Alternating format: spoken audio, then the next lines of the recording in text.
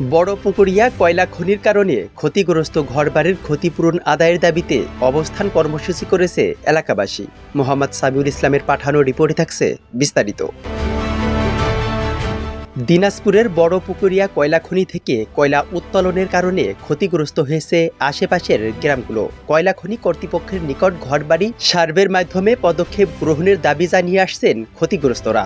এরপরেও কোনো পদক্ষেপ না নেওয়ায় আজ সকাল 11টায় কয়লা খনির মূল গেটের সামনে অবস্থান কর্মসূচি গ্রহণ করেন বৈগ্রাম, কাশিডাঙ্গা, মোবারকপুর, জব্বারপাড়া, দক্ষিণ রসুলপুর বড়, দক্ষিণ রসুলপুর ছোট, পূর্ব জব্বারপাড়া, চক মহেশপুর, হামিদপুর, উত্তর চৌহাটি, সাহাগ্রাম, দুর্গাপুর ও শেরপুর সহ 12টি গ্রামের কয়েক হাজার নারী ও পুরুষ।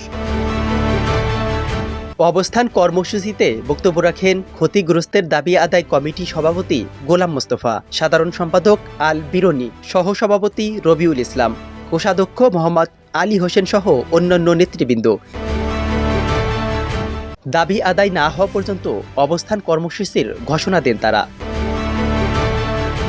বক্তব্যে নেতৃবৃন্দ বলেন, আমাদের ন্যায্য দাবি আদায় না হলে কঠোর থেকে কঠোর আন্দোলন গড়ে তোলা হবে। ইমাম হাসান, ই টেলিভিশন।